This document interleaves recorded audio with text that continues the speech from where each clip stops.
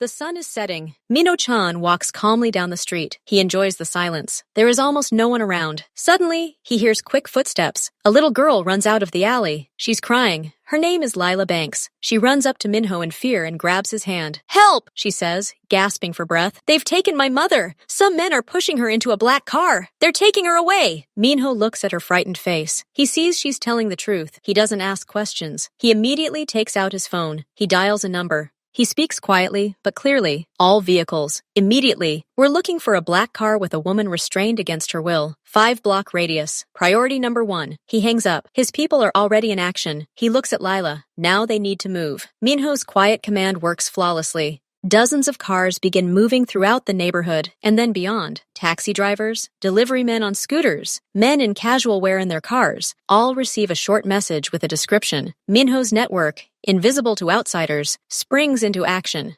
Information begins to flow to him instantly. One of his men, driving a coffee van, is the first to report. He saw a black sedan with tinted windows make a sharp turn toward an industrial area. This seems to be true. Meanwhile, Minho leads Lila to his car. It's a discreet but powerful SUV. He opens the back door. "Get in. You'll be safe here. We'll find your mother." His voice is no longer a command. It's even and calm. Lila silently climbs into the seat, clutching an old, battered backpack to her. Her trembling subsides a little, but her eyes are still wide with fear. Minho gets behind the wheel and starts the engine. He gives the coordinates to his driver in the lead car. They start driving, merging with traffic. He looks at the girl in the rearview mirror. "What's your name?" "Lila," she answers quietly. "I'm Minho." "Hold on, Lila. We're getting close." A few minutes later, the voice of his best tracker comes through Minho's earpiece. "Target detected." They're driving along Industrial Highway, heading for the old warehouses. 2 men in the car, a woman in the back seat. "Maintaining our distance." Minho changes route, following the directions. He sees 2 moving dots on the GPS screen. One is the target. The other is his men's car. They are traveling parallel, unnoticed. The kidnappers, feeling safe on the deserted road, are unaware that several cars are tailing them. Lila presses her face to the window, as if trying to spot that same black car in the twilight. Minho increases speed. Now the main thing is not to spook them. Wait for the right place. Minho speaks quietly and clearly into the microphone. His voice is calm, as if he's conducting an orchestra rather than preparing an operation. "Car 3, he addresses one of his drivers. "Overtake them on the parallel street and take up a position around the turnoff onto Skladoknaya.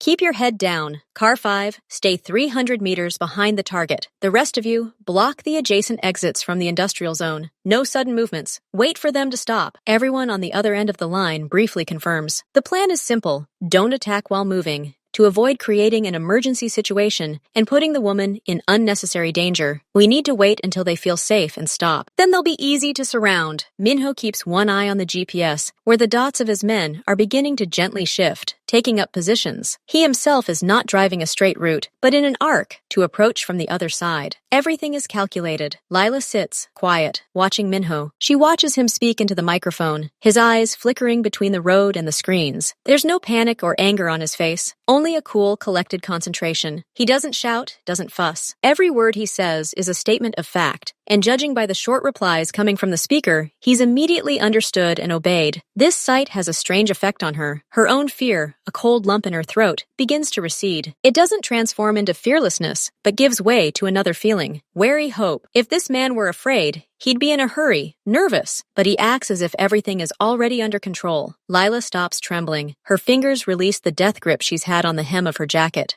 She even tears herself away from the window and looks directly at the back of Minho's head, at his imperturbable posture. She doesn't understand anything about this man yet, but she's beginning to believe he knows what he's doing. The black sedan, meanwhile, leaves the city limits. The streetlights dwindle, the road narrows, fences topped with barbed wire, and the dark silhouettes of abandoned factories and hangars line the sides. The kidnappers are taking their prey to what they consider the ideal location, somewhere no one will hear their screams. They turn off the asphalt onto a rutted concrete road, leading to a long, low building with broken windows. It's an old warehouse complex. "They're turning into the Severny warehouse," comes the voice in Minho's earpiece. They're stopping at the main entrance. The target dot freezes on the GPS screen. Minho allows himself a slight, barely perceptible nod. This is even better than he expected. Abandoned territory, confined space, no bystanders. "Excellent," he says into the microphone. "Everyone in position. Lock down the gate. Capture team, stand by. We're waiting for my signal." He turns off the headlights himself, and stops his car 200 meters from the entrance, behind a pile of rusty building structures. From here, the dark silhouette of the warehouse and a lone black sedan in front of it are visible. He turns to Lila. They've stopped. Your mother is in that building. My people will come in now and sort everything out. You'll stay here with me. Agreed? Lila, her eyes wide, looks at the moonlit warehouse and nods resolutely. She's no longer crying. She's waiting. Minho stares at the dark silhouette of the warehouse. The corners of his mouth twitch almost imperceptibly. This place is a gift. It's perfect for his actions. The area is surrounded by a high fence with a single gate, which is currently behind the black sedan. That means one checkpoint. No one will enter or leave without his permission. Its abandonment guarantees a privacy from prying eyes. The poor reception in this industrial area plays into his hands. The kidnappers won't be able to quickly call for backup. All that's required now is precision and speed. He assesses the distance, the location of the building's shadow, possible escape routes for the two inside. There are none. They've trapped themselves. He gives a final quiet command into the microphone. Gate team, now! The quiet sound of engines comes from where the two nondescript vans are parked. They emerge from around the corner of the neighboring hangar and take up a position across the road, directly in front of the warehouse's entrance gate. It happens in 10 seconds. A metallic thud. One of the men from the van quickly secures the chain to the gate, locking it from the inside. Now, all entry and exit to and from the premises is completely blocked. The black sedan is trapped in a space the size of a football field. The van's headlights are off, and the people inside don't emerge. They've simply created a barrier. Everything is still in near total silence. Meanwhile, another group had already approached the main building from different directions. 5 men in dark, unobstructed clothing. They moved from cover to cover, taking advantage of every shadow. 2 of the kidnappers had just led a woman out of the car. One held her hand, the other glanced around, but his gaze slid past the approaching shadows. A brief click in the team's headphones signaled the action. They sprang into action. The first man, the one looking back, didn't even have time to scream. 2 men approached him from behind. One grabbed him tightly, instantly throwing him off balance. The second placed a thick cloth with a pungent but subtle odor over his face. His body went limp in a second. The second kidnapper, hearing a rustle, turned and released the woman's hand. What? His words were cut off. Someone stepped hard on his knee from behind, forcing him to bend, and a gloved hand covered his mouth tightly. He saw the stranger's calm, expressionless face before him. Quiet! Came a voice right next to his ear. His hands were bound behind his back with a plastic zip tie. It all took less than 15 seconds. No gunshots, no loud screams, only the muffled sounds of a struggle, like the sound of wind through broken windows. The woman, Lila's mother, froze in place, her hands clasped to her throat. She looked at the strangers who had neutralized her captors, completely bewildered and afraid.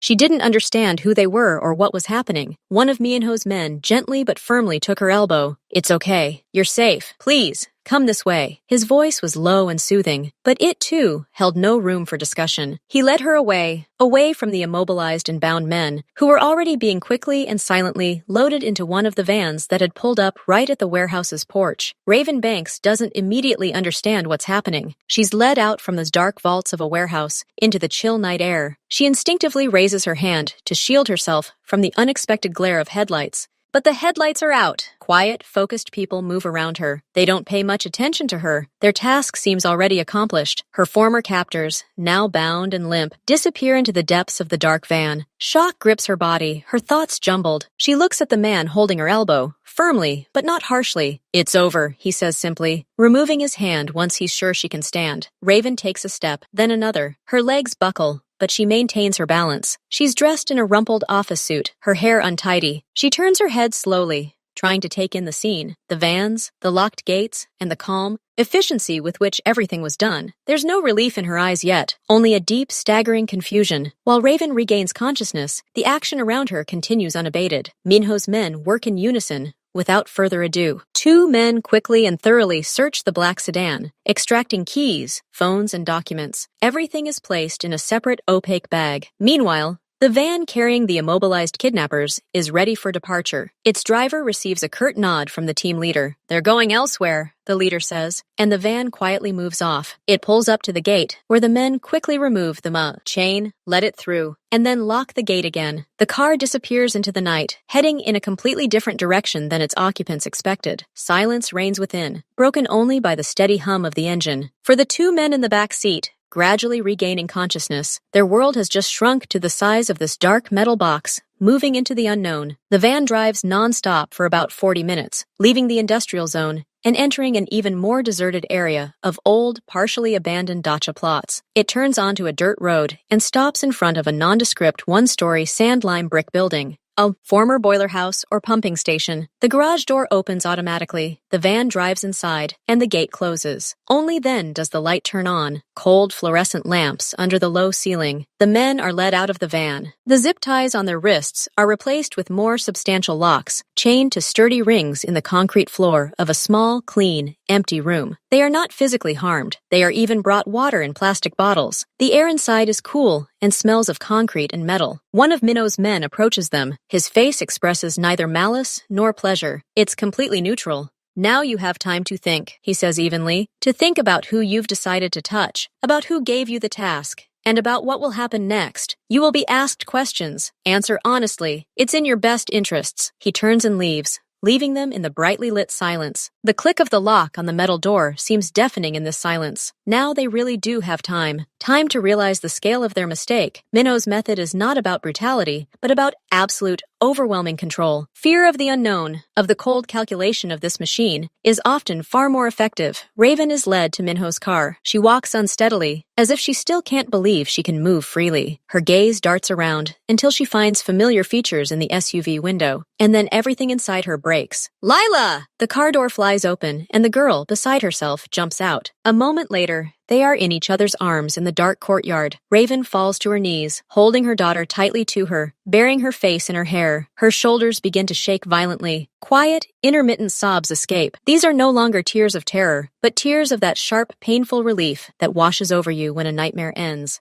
Lila is crying too, clinging to her mother, clinging to her crumpled jacket. Mom, I was so scared. I know, baby. I know. It's okay. It's okay now, Raven whispers, although she still doesn't quite believe it. They sit like that, holding each other, surrounded by silently watching people and darkness. These moments of silent tears are more important than any words. This is the moment when fear finally subsides. A few minutes later, Raven stands up, still holding Lila's hand. She looks at Minho, who has tactfully stepped aside, giving them time. She approaches him. Her face is pale. There are shadows under her eyes, but her gaze is clearer now. She tries to straighten up, to gather the remnants of her dignity. I don't know who you are, she begins, and her voice trembles, but she forces herself to speak. I don't know why you did it, but you saved us. You saved my girl and me. Thank you. She lowers her head in a short, almost reflexive bow, full of sincerity and humility in the face of this unexpected rescue. I will never forget this. I have no words. Just thank you. She doesn't ask his name, doesn't ask what will happen to those people. Her gratitude in this moment is pure and simple. It is addressed to the man who appeared out of nowhere and stopped the fall into the abyss. Minho looks at them, at the exhausted but determined woman and the girl, who now clutches her mother's hand tightly, watching him with large, still wet eyes. He sees more than just gratitude. He sees a deep, ingrained fear that won't go away just by being saved. He sees vulnerability. These two are completely defenseless against the world right now. Whoever kidnapped Raven acted brazenly and right in front of her home. That means they don't fear the consequences. That means it could happen again. Gratitude isn't required, Minho says calmly. But your problem isn't solved. Those people knew where to find you.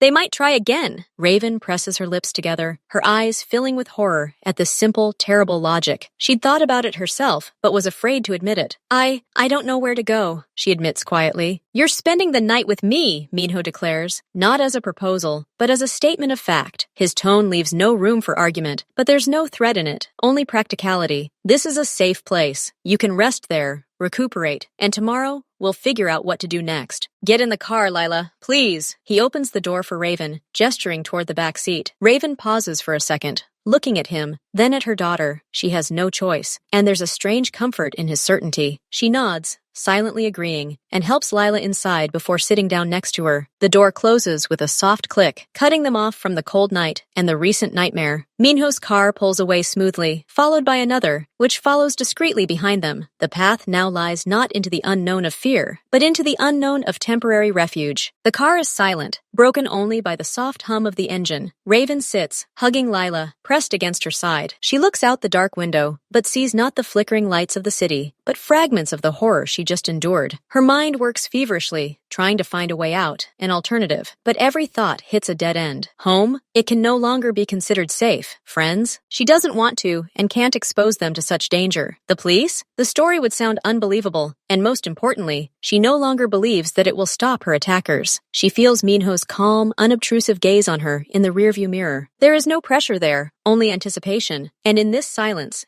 in this calm, she finds a strange confirmation of her only choice. She truly has no options. This stranger is the only support in a collapsed world. She does not utter words of agreement out loud. She simply stops tensely straightening her back, allows herself to sink deeper into the seat, and her fingers, clutching Lila's shoulder, loosen slightly. That's the answer. Silent, tired acceptance. The car moves on, taking them away from the past, into a present full of uncertainty, but at least not danger. Minho's residence isn't located in the city center, but in a quiet, gated community. It's a modern house with clean geometric lines, large panoramic windows, and a minimalist facade. Inside, it's striking in its almost sterile cleanliness and order. Light walls, dark polished floors, minimal furniture, yet every detail feels expensive and thoughtfully crafted. There's nothing superfluous here, nothing cozy in the traditional sense, but a sense of absolute control and security. An elderly woman, with a gentle yet imperturbable face, the housekeeper, Myung-hee, greets them at the entrance. Without further ado, she leads Raven and Lila to a spacious guest room with its own bathroom. Clean, neutral clothes are already laid out there. Half an hour later, washed and changed, they descend to the dining room. A simple but filling meal is laid out on a long wooden table. Stewed vegetables, rice, steamed fish, and chicken soup. The aroma of food, ordinary and warm, feels real and comforting for the first time that day. Minho is already waiting for them. He, too, has changed into simple dark pants and a sweater. He gestures for them to sit. Dinner passes in silence, broken only by the clatter of cutlery. Lila, finally hungry, eats with gusto. Raven takes a few mechanical sips of soup. The very setting, this austere, almost impersonal luxury, makes her cringe inwardly, but at the same time makes it clear. Here, within these walls, they are in no danger. When the initial tension subsides a bit, and the plates are almost empty, Raven can't take it anymore. She puts down her spoon and looks at Minho across the table. The candles in the center cast a soft light on his impassive face. Mr. Chan, she begins carefully, using the last name she learned from the housekeeper. I don't want to seem ungrateful, but I don't understand. Why did you help us? Your people. They weren't the police. Minho slowly places his napkin next to his plate. His gaze meets hers. He takes his time answering. I saw a man in need and a child in despair, he says evenly. That was enough. My capabilities allow me to act quickly, but those men,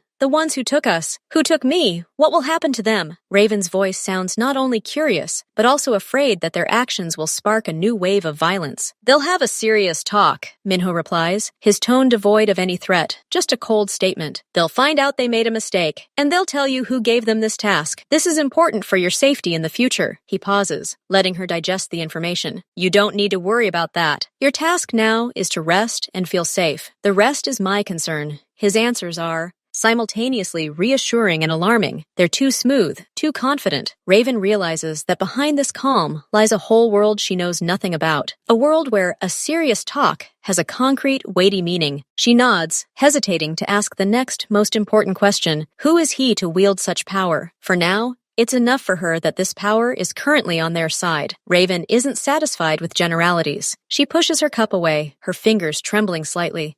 Promptly means they find a kidnapped person in a huge city within 10 minutes. Who has those resources? She tries to keep her voice from sounding suspicious, but rather trying to understand. She needs to know into whose hands her life and her daughters have fallen. Minho looks at her appraisingly. He sees not importunity, but intelligence and caution. Different areas of life require different tools, he says, avoiding a direct answer. Some have money, some have connections, some have information. I have all of these, enough to solve problems. Sometimes those problems are financial. Sometimes they're like yours. I help where I see injustice that affects the innocent. He pauses briefly. The motivation is simple. I prefer order to reign in my city. Chaos and lawlessness, like today, disrupt that order. So I eliminate them. He doesn't call himself a benefactor or a hero. He speaks like an engineer fixing a complex machine. His explanation sounds logical, even cold, and that somehow makes him more believable. He doesn't ask for gratitude, doesn't portray himself as a savior. He simply states a fact. He saw a glitch in the system and fixed it. Raven nods slowly. She doesn't fully understand, but she accepts these rules, as long as his rules work in her favor. The conversation trails off for a moment. Lila, exhausted from the stress, begins to nod off. Raven gently smooths her hair. "It's over, sweetheart," she says quietly, more to reassure herself. "No one will touch us again." But her own fear doesn't subside. She turns back to Minho, her face tense. What if he tries again? He has a lot of these people. He won't stop because of one failure.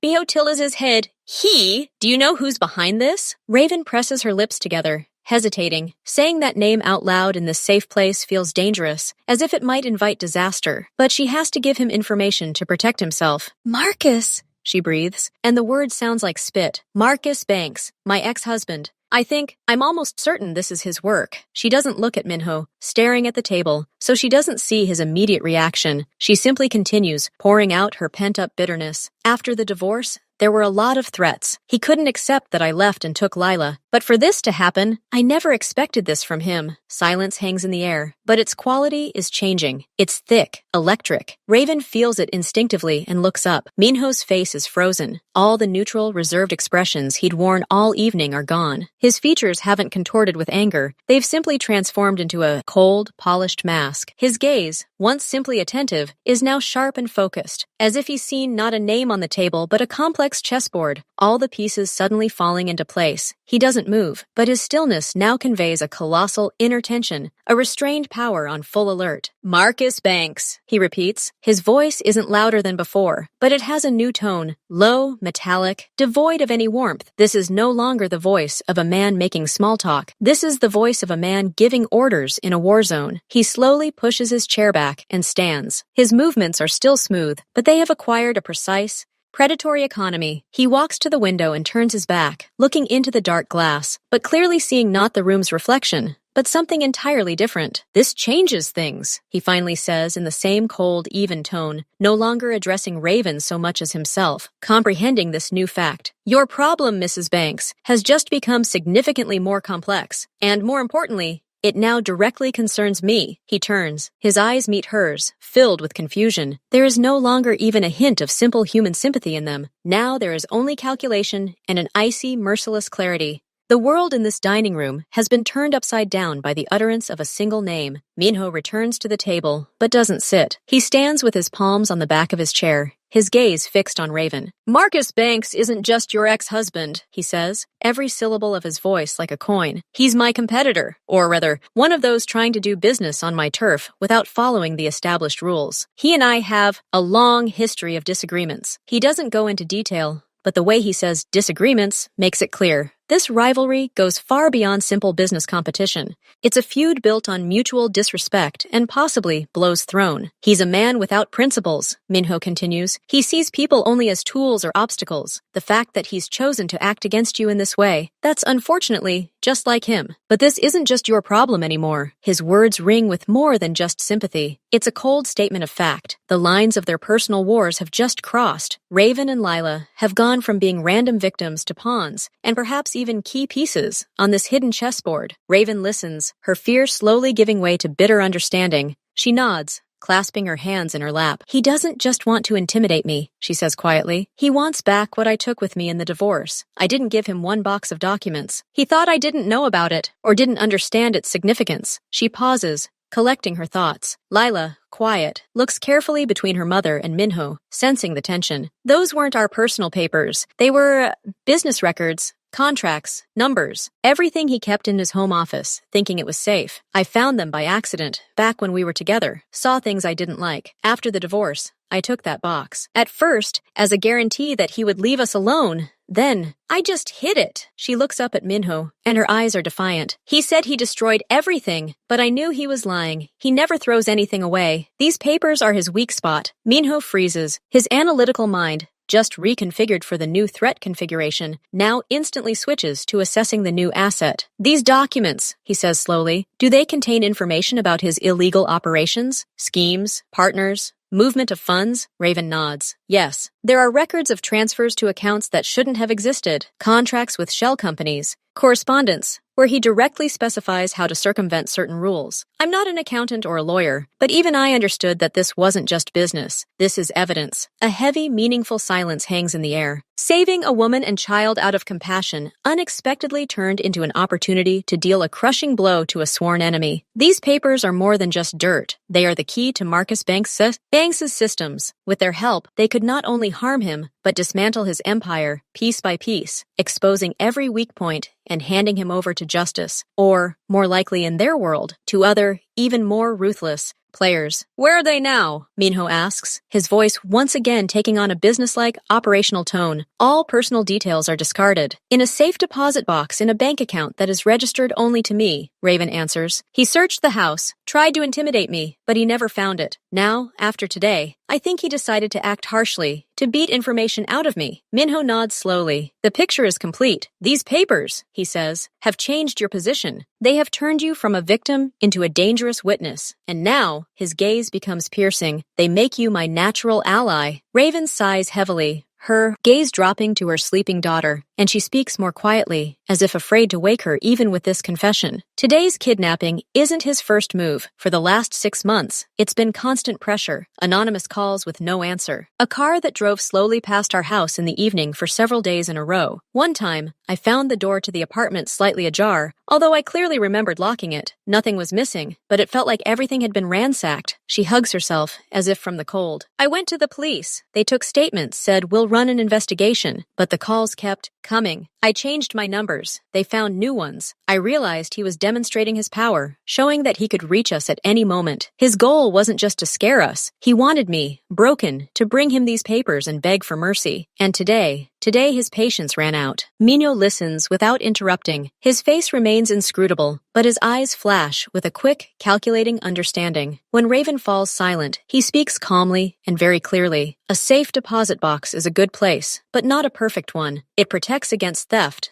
but not against coercion. Now that he's realized that gentle pressure doesn't work, he will act more forcefully. Your safety and Lila's safety directly depend on the location of these documents. He pauses, letting this simple truth sink in. I suggest we move the box here. I have a vault in my residence that's as good as a bank's, and its location is known only to me and 2 of my most trusted men. This will remove the targeting. Marcus will know he no longer has the papers, and his motivation to pursue you personally will be greatly weakened. He'll have to deal with me now. His proposal doesn't sound like a request or a demand, but rather like the only logical next step in the current strategic situation. He doesn't ask her consent to use the documents, only to move them to a safe location. He assumes the role of custodian, lifting this dangerous burden from her shoulders. Raven looks at him for a long moment. Images flash through her mind, the fear of the past months, the horror of today, her daughter's vulnerability, and then Minho's cold confidence, the speed and efficiency of his men. He suggests simply hiding the papers, but will that solve the problem? Marcus won't stop. He'll find a new way to hurt her, even if the documents are safe, and then a solution is born within her, not out of revenge, although there is that, but out of a desire to finally end this, to protect Lila once and for all. No, she says quietly but firmly. Minho raises an eyebrow slightly, but remains silent. Simply hiding them means living in anticipation of his next strike. He won't leave us alone, even if you have the papers. He'll try to get to you to take them, or he'll simply continue to take revenge on us out of spite. She straightens up, and a steeliness appears in her voice that wasn't there before. I'm suggesting you don't just keep them. I'm suggesting you use them. All the information that's there. Use it against him. Stop him. She looks him straight in the eye. You said he's your adversary. These documents are a weapon. I'm handing you this weapon, not so you can simply hide it in a safe, but so you can use it, so that he'll never again have the opportunity to raise a hand against us or ruin anyone else's lives. Silence falls in the room. Ray has just crossed the line from supplicant to ally, offering not just shelter,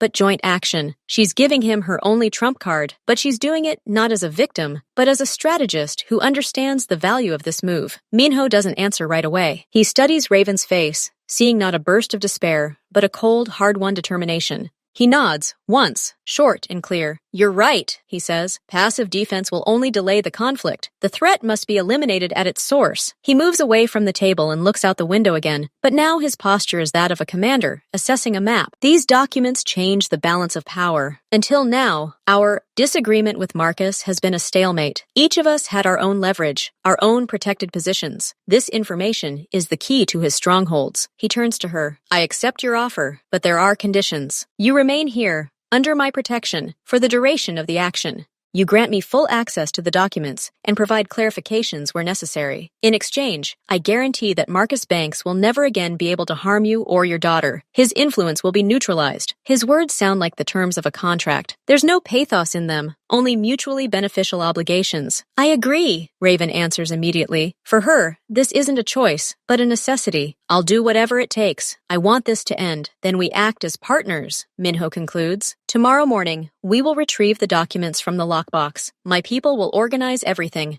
You will only need to grant access and identify the box. And after that, we will begin the analysis. For a moment, something vaguely resembling respect appears in his eyes. That's a bold move, Mrs. Banks. Not many in your place would dare to take it. It's not courage, Mr. Chang, Raven corrects him quietly, looking at the sleeping Lila. It's the lack of other options, and the trust you have already earned today. An alliance is formed. The common goal is clear, not just to survive, but to neutralize the threat. From a chance rescuer and the rescued, they transform into allies, bound by a shared animosity and a common interest. The room, recently a temporary refuge, now becomes the headquarters for planning the operation. The next morning, everything happens with the same efficient silence as the day before. Raven, after a nearly sleepless night, but with a new sense of purpose, rises early. They bring her simple, comfortable clothes. Over breakfast, Minho gives her a brief briefing. 2 of my men will go with you. They know what to do. You only need to be present when the safe deposit box is opened, check the integrity of the contents, and hand it over to them. The rest is their responsibility. You will go to the bank in one car and return in another, along a different route. Questions? Raven shakes her head. Her heart is pounding, but her mind is calm. She understands the importance of every step. No, I'm ready. Half an hour later, she gets into a black sedan with tinted windows. At the wheel is the same imperturbable driver from the day before. Next to him is a man in a business suit who introduces himself as Kim. He is polite, laconic. Silence reigns in the cabin. The car moves slowly, merging with the flow of traffic. Ray notices that they are accompanied by another car, sometimes ahead, sometimes behind, changing lanes. She realizes it's a cover. The bank is a large, reputable institution in the city center. The car stops not at the main entrance, but at a side service entrance. Kim gets out first and opens the door for Ray. They enter not through the main hall, but through a separate corridor where a bank employee with an impassive face is already waiting for them. No unnecessary words. They are shown to the room where the safety deposit boxes are handled. The procedure takes minutes. Ray, his hands shaking slightly, inserts the key and enters the code. The metal door of the safety deposit box opens. Inside lies an inconspicuous cardboard box from office papers, tied with twine. It looks so ordinary that no one would guess that inside is a weapon capable of ruining someone's life. Everything okay? Kim asks quietly. Yes, Ray breathes out. That's her. Kim nods. He takes a sturdy black rolling case out of his briefcase and opens it. Inside is a soft cushion material. He carefully, leisurely, transfers the box into the case, closes it, and the combination locks click. The entire process takes less than a minute. Done, he says. They leave the bank along the same deserted corridor. But at the exit, another car is waiting for them, a gray, nondescript minivan. Ray and Kim quickly get into it. The first sedan drives off calmly, merging with traffic. The minivan starts in the opposite direction. The route winds, changing several times. Ray loses his bearings. Kim stares silently at her tablet the entire time, tracking something. 40 minutes later, they pull into the underground garage of a building she knows. The garage door closes behind them. Only then does Ray allow herself to take a deep breath. The briefcase is unloaded and wheeled in the freight elevator straight to Minho's office. He's already waiting. The office is as minimalist as the rest of the house. A large desk, several monitors, and built-in cabinets. Kim places the briefcase on the desk, unlatches the door and opens it. The cardboard box lies untouched inside. The operation went smoothly. Kim reports. Good, Minho says. He looks at Raven. Thank you. The documents are now safe. You've done your part. He approaches the wall and presses a barely noticeable button. A section of the wall panel silently slides aside, revealing an entrance to a small, brightly lit room, a storage facility. Shelves filled with folders and digital archives are visible inside. He carries the box inside himself and places it on a separate shelf. The door closes, blending into the wall. The documents are now in the most secure place in his empire. Stage 1 completed. Now begins the phase of analysis, planning, and, ultimately, counterattack. Raven looks at the hidden door. Fear still lingers somewhere deep within, but it's already being overcome by a new feeling, anticipation of the end of a long nightmare. The weapon is drawn and loaded. Now it's up to who will take aim. Minho's office is plunged into a concentrated silence, broken only by the rustling of papers and the soft clicking of a computer mouse. The only other person in the room is his advisor, a man in his 50s with a sharp, ascetic face and intent eyes, behind thin-rimmed glasses. His name is Park, and he has a talent for finding order in the most chaotic jumble of data. The box sits on the table, the string carefully untied. Minho and Park work wearing thin cotton gloves to avoid leaving fingerprints and damaging the old sheets. They work methodically, like archivists, but with a completely different goal. Each document is photographed at high resolution, after which the original is placed in a transparent file, and the digital copy is immediately uploaded to a secure database. The first half hour is spent on simple organization. Contracts are filed with each other, financial reports are filed with each other, and personal correspondence is kept separate. Raven sits in a chair a little to the side, ready to answer questions, but for now, she's undisturbed. She watches as the two men, barely speaking, understand each other with half a word and a gesture. It's a well-oiled machine. Puck is the first to find the key. He pauses over a printout of bank transfers dating back 3 years, his finger lingering on a chain of 4 accounts in different jurisdictions. Here, he says quietly, not taking his eyes off the page. A classic cash-out scheme, but with a mistake. He used a shell company, which also appears in a supply contract from. His hands leaf through the folders, finding another document. Yes, from Scion Industries. It's a company we've been tracking for a long time. Minho approaches, looking over his shoulder. A shadow of cold satisfaction crosses his face. A connection, he states. Proven ties between Marcus and the smugglers. This isn't just tax fraud anymore. Continue. The work continues. With each passing hour, the picture becomes clearer. The documents Raven intuitively saved turn out to be a veritable treasure trove of incriminating evidence. It's not just financial fraud. There are records of agreements with city officials, with specific amounts and names listed. There are drafts of threats against former partners, apparently scribbled in a fit of anger by Marcus himself on company letterhead. There are lists of monthly security expenses, essentially retribution for patronage. Look, Puck places 2 documents next to each other. A contract for an inflated amount with a certain company, and a month later, a statement of purchase of real estate in the Caribbean in the name of a woman listed as a secretary at that company. An indirect but obvious kickback scheme. He had a habit of keeping everything, Minho says thoughtfully. Ambition and vanity. He thought these papers were proof of his strength, his archives, but they became proof of his madness. By evening, they have a clear plan of action. It consists of several stages, like carefully lined up dominoes. First, says Park, leaning back in his chair, an anonymous leak to the tax service about these transfer schemes. This will trigger an audit and a freeze on the accounts. Fuss and attention. Second, continues Minho, copies of the contracts with officials are sent to their immediate superiors and to an influential but very cautious publication, not for publication, but for informational purposes.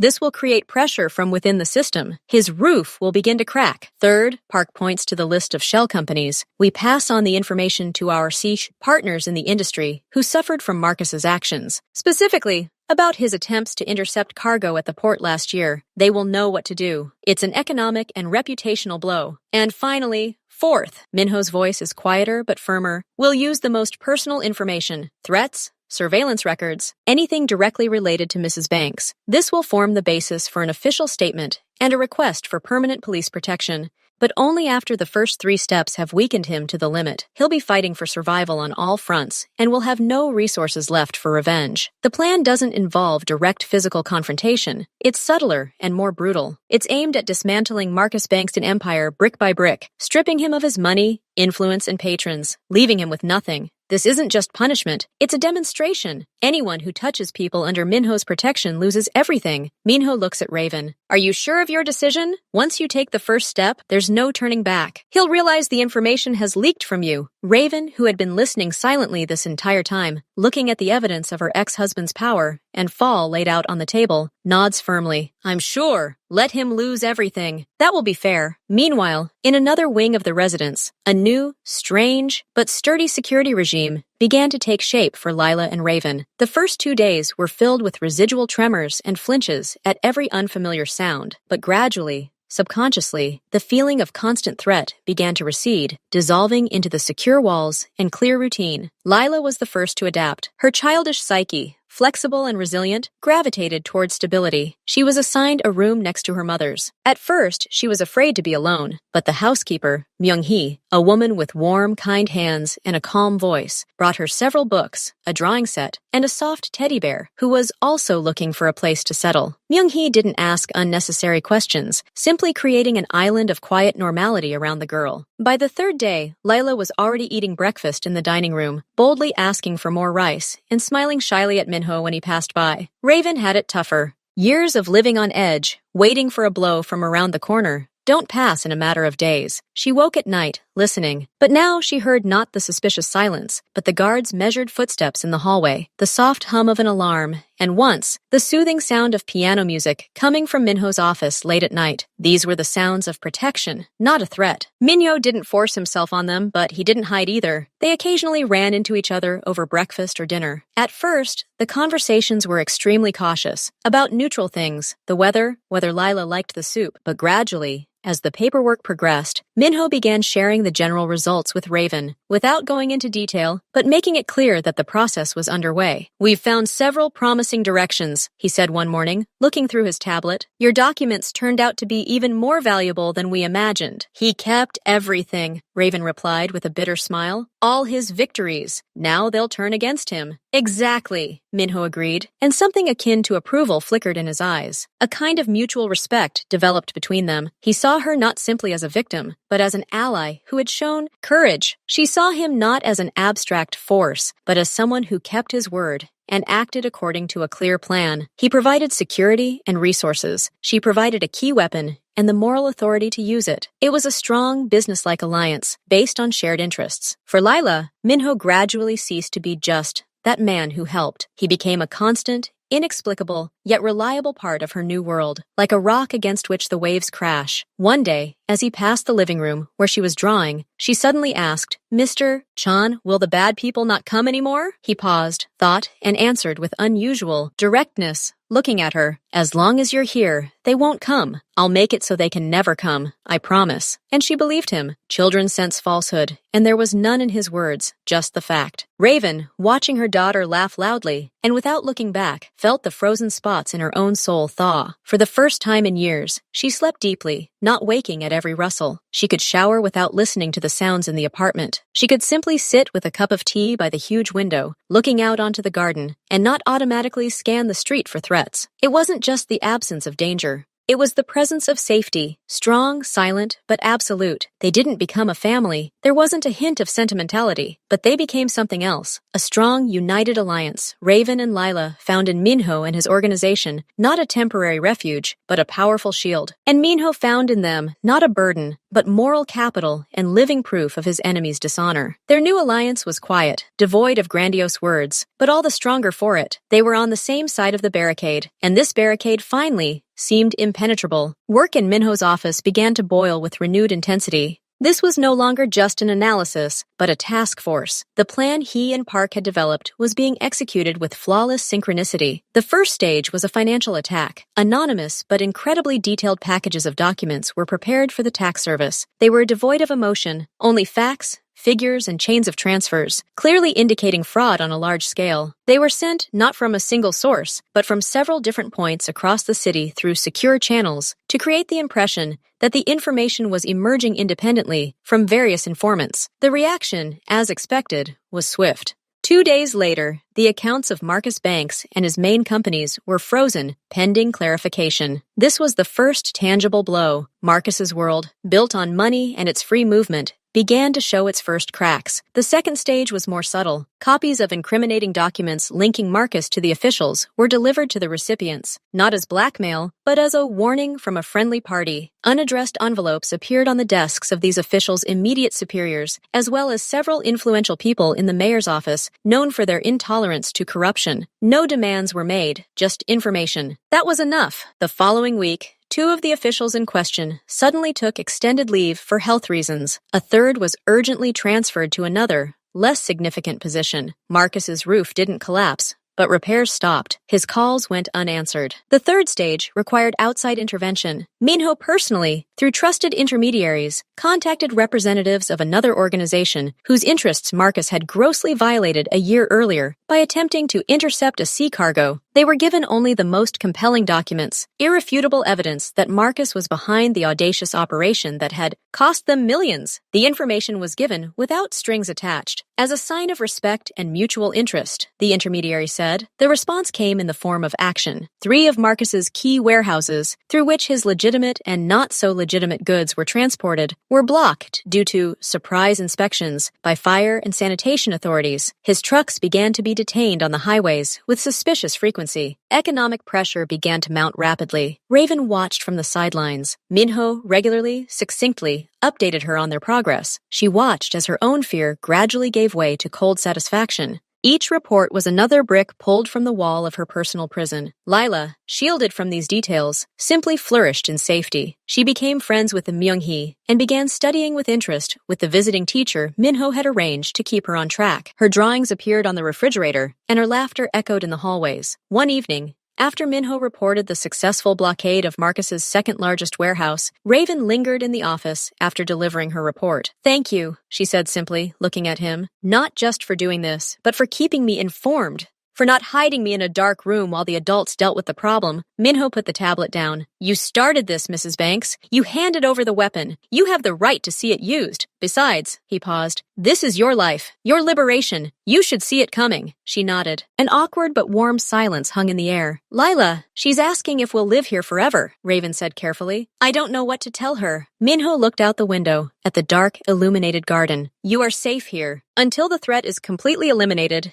this is your home. And then decide for yourself. The doors from here can lead anywhere." This was more than she expected to hear. Not possessiveness, but the provision of choice, the possibility of a future she hadn't had a month ago. Meanwhile, chaos reigned in Marcus Banks's camp. He rushed between his deserted offices, trying to pressure some, buy others, threaten others. But his calls were ignored. His money was unavailable. His threats now rang hollow. He felt the ground shifting beneath his feet, but he couldn't understand the source of the attack. He suspected his ex-wife, but he couldn't believe she had the intelligence and connections to mount such a sophisticated attack. His men, the very ones taken captive by Minho's men, never returned. Their silence spoke louder than words. Panic, cold and clammy, began to creep up on him. Minho knew about his condition. His network of informants worked flawlessly. He received reports on Marcus's every move, every outburst of rage, every desperate call. It was all part of the plan, not just to defeat him, but to demoralize him, so that when the time came for the final step, there would be no resistance. The final step was now being prepared. Pack was gathering the final batch of documents, the ones directly related to the stalking of Raven and Lila.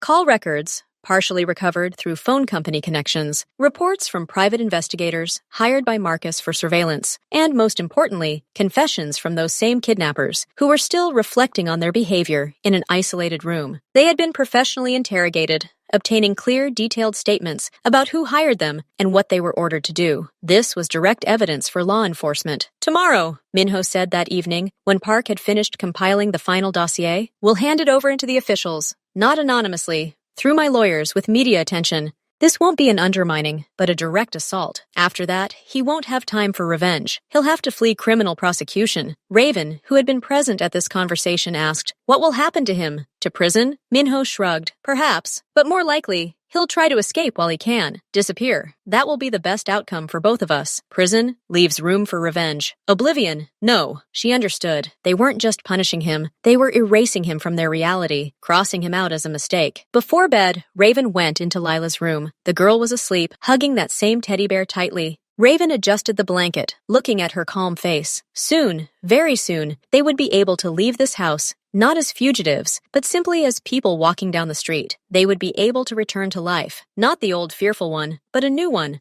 they had yet to build. And strangely enough, they had a powerful ally. In his room, Minho stood by the window, looking out over the city at night. Tomorrow would bring an end to this long standoff. He wasn't thinking about Marcus. He was already a done deal. He was thinking about the two uninvited guests who had barged into his life, and against all logic, strengthened his position. He had given them protection, and they had given him legal authority and a powerful weapon to strike. It was a strange but effective alliance. Preparations were complete. All the pieces were in place. Tomorrow, the final phase of the operation would begin. Quiet, without a single shot fired, but irrevocable. For Raven and Lila, the world was finally about to cease being a battlefield. And for Marcus Banks, it was about to cease being a world altogether. The night before the final act was a tense one, but for different reasons for everyone involved. Minho's residence was a quiet, focused affair. Park spent the night reviewing the final documents for the final dossier. Every page, every figure, every confession had to be flawless. Minho's lawyers, cold, expensive specialists, familiar with every legal loophole, had already been notified of a meeting the following morning. They would be the legal weapons that would transform the collected evidence into a formal indictment. Minho personally verified the security of all digital copies and physical originals. He left no room for error or leakage. This strike had to be precise and fatal to the reputation and freedom of Marcus Banks. Raven couldn't sleep. She tossed and turned in her bed, listening to the quiet but confident sounds of the house. The footsteps of the guards, the click of the lock in the office, the distant beep of the elevator. These were sounds of power. But today they didn't calm, they stirred. Tomorrow, everything would end, or begin anew. Her thoughts revolved around the future. Where would they live? Would she ever feel normal again in her old apartment, where every corner was a reminder of fear? What would she say to Lila? The girl had already become accustomed to this strange but secure castle. Disrupting this new stability was terrifying, but staying here forever, that wasn't a solution either. She owed Minho her life and safety, but she didn't want to become an eternal dependent. This internal struggle between gratitude and the desire for independence haunted her. She stood and tiptoed into the living room adjacent to her bedroom. A large picture window offered a view of the sleeping city, dotted with lights. Here, in the silence and darkness, she tried to imagine herself down there, among those lights, free. Can't sleep? A quiet voice made her jump. Minho stood in the doorway of his office, illuminated by a strip of light from behind him. He was wearing no jacket, his shirt sleeves rolled up. Yes, she admitted. I'm thinking about tomorrow, and the day after. He entered the living room but kept his distance, leaning against the doorframe. That's natural. Tomorrow we will deal the final blow. After that, his influence will be reduced to zero, and you and Lila will receive official protected person status. The police will be obliged to respond to any threat against you. Legally, you will be under complete protection. And unofficially? Raven asked, turning to him. He could still hire someone out of desperation, like those two. Minho nodded. Unofficially, my people will keep an eye on you for as long as it takes. Not closely, but you will know they are nearby, until I am 100% sure that he no longer poses a threat. That may take time. His words were reassuring, but a reminder that the world outside the walls of this house had not changed. Only her position within it had. And you? She asked unexpectedly. It's a risk for you, too. Now he knows you're behind all of this. He'll take revenge on you. A shadow of something vaguely resembling a smile flickered on Minho's lips, but without the warmth. Raven, he said, using her name informally for the first time. He was my opponent long before you arrived.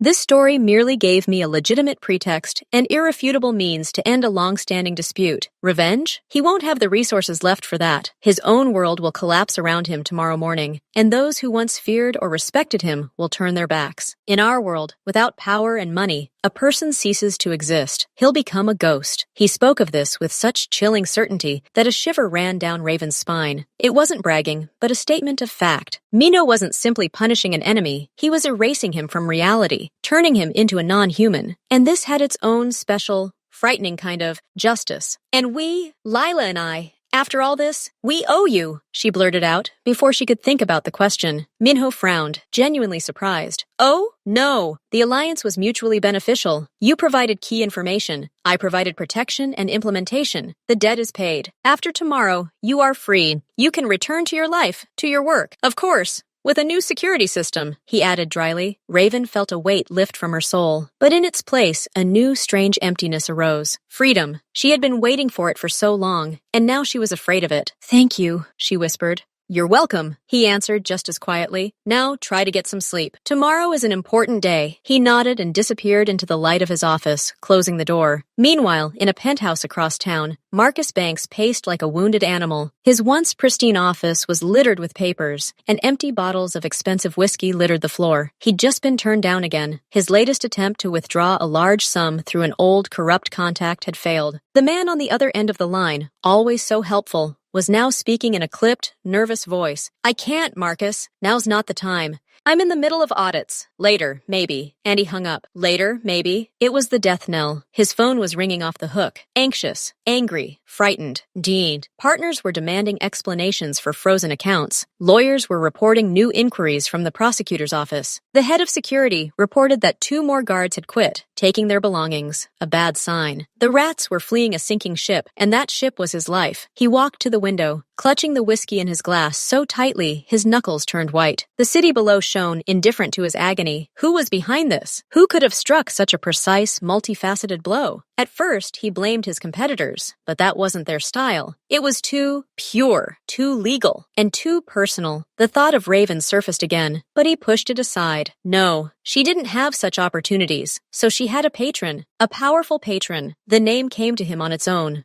Cold and clear, like a knife thrust, Minho-chan, their long-standing, smoldering feud, the one who always stood for his rules, who looked upon him with disdain. That was his style, not a shootout on the outskirts, but a quiet strangulation with papers and rules. Using his own documents against him, yes, that would be Chan's exquisite revenge. Rage gave way to a chilling fear. If it was Chang, and if he had those papers, then the game really was over. Marcus sank into his chair, suddenly feeling the full weight of impending disaster. He was trapped. Financially, legally, reputationally. Run? His accounts were frozen. They were probably already watching him. Stay? That meant arrest, trial, disgrace. For the first time in years, Marcus Banks felt utterly helpless. The next morning, the atmosphere at Minho's residence was businesslike. Raven dressed in the formal suit provided for her. She was to attend a meeting with her lawyers to give her testimony. Lila was left in Myung-hee's care, with the promise that it would be short-lived. 3 lawyers and Park gathered in the large conference room. Minho gave a brief summary. The lawyers, expressionless men, studied the file. Their questions to Raven were precise, without emotion. They elicited dates, context, her understanding of the documents. It felt more like an interrogation, but Raven understood its necessity. Her words were to form the basis of an official statement. That's enough, the senior lawyer, a man with graying temples and a sharp gaze, finally declared. We have grounds to file a complaint with the prosecutor's office for extortion, kidnapping, death threats, and financial fraud on the part of Marcus Banks. We will also pass copies on to the Financial Intelligence Service and several interested media outlets. The wave will be high. The plan was simple and effective. An official statement launches a criminal case. A leak to the press creates a public outcry that will not allow the case to be hushed up. The financial information will finally destroy his business reputation. When? Asked Minho. This afternoon. All the documents have already been prepared, Mrs. Banks will sign the statement now, and the process will be launched. Raven picked up a pen. The sheet of paper in front of her seemed incredibly heavy. Her signature was the final stroke that set off the avalanche. She paused for a second, then clearly wrote her name. The act is complete. Now she is not just a victim, but a plaintiff. After the lawyers left, Puck turned on the large screen. It showed a map of the city with several markers. Our people report that Marcus Banks left his penthouse half an hour ago, Puck said. He's heading to the port, to the private dock where his yacht is moored. It looks like he's trying to escape. Minho didn't look surprised. Predictable? Alert the Coast Guard? He asked, but his voice was hesitant. That would cause an official uproar. Perhaps there's an easier way, Park said, exchanging a meaningful glance with Minho. Minho thought for a moment, then nodded. Yes, let him try. And let him fail. On our territory, unnoticed. Contact the caretaker at the port. Make sure the yacht doesn't sail anywhere today. For technical reasons, Park immediately began dialing. Raven watched, understanding that another act of this drama was unfolding, invisible to prying eyes. Minho wasn't simply handing the case over to the authorities. He was ensuring that Marcus didn't escape before justice and public opinion caught up with him. The evening news that day was explosive. Crisis in the bank's empire. Major businessman suspected of kidnapping his ex-wife. Marcus Bank's Ponzi scheme. The headlines blared across every channel. They showed footage of locked warehouses, worried investors, and graphs of his collapsing assets. Marcus's face, once confident and arrogant, now flickered in old archive photos, distorted with anger. At the Minho residence, everyone gathered around the large television in the living room. Lila, not understanding the full depth of what was happening but sensing the gravity of the moment, fell silent next to her mother. Raven squeezed her hand, watching the screen. She had witnessed the collapse of the man who had terrorized her for years. There was no joy. There was a cold, silent exhalation. The end. Minho stood to the side, watching Raven's reaction. His task was complete. Late that evening, the last message from Park arrived, short and to the point. The yacht never left, detained for an unscheduled customs check as it left the waters. Banks has returned to the city, location known, awaiting a call from his last lawyer, who, according to our information, is preparing surrender terms for him. Marcus was in a cage. Legal, financial, physical. He couldn't escape. Staying meant certain arrest in the morning. He had no moves left. Minho approached Raven. "It's over. He'll be arrested tomorrow morning. He won't have the time or the means to organize anything against you. You're free." Raven looked at him, then at Lila, who, tired from the day's excitement, had fallen asleep in her lap. "What now?" she asked quietly. "You live now," Minho answered simply. "You can stay here until you find a new place to live, if your old one brings back unpleasant memories. My people will help with security at the new place. You can go back to work. Lila can go back to school. Life goes on, only without fear." He paused. "And if he ever gets out, and if he ever has thoughts of revenge, he will deal with me. I give you this word." It was enough. More than enough. Raven stood up, careful not to wake her daughter. "Thank you, Minho, for everything." "Sleep well, Raven," he said. And for the first time there was a softness in his voice, an almost human warmth. Tomorrow is a new day. And as Raven tucked Lila into bed, adjusting the blanket around her chin, for the first time in many, many years, she felt not just relief, but a quiet, deep hope. The nightmare was over, not because the knights had saved her, but because she had found the strength to hand over the weapon and unite with the one who could wield it. They had broken the system of fear, using its own rules against her. Outside the window, the city shone peacefully, her city, now hers again. And somewhere deep within it, in an expensive but suddenly cramped hotel room, her ex-husband, defeated and despairing, looked upon that same city and understood that for him it no longer existed. Minyo-chan's preparations had culminated in complete and utter victory, and the silence that fell in the residence was the silence not before a storm, but after it, peaceful, profound, and well-earned.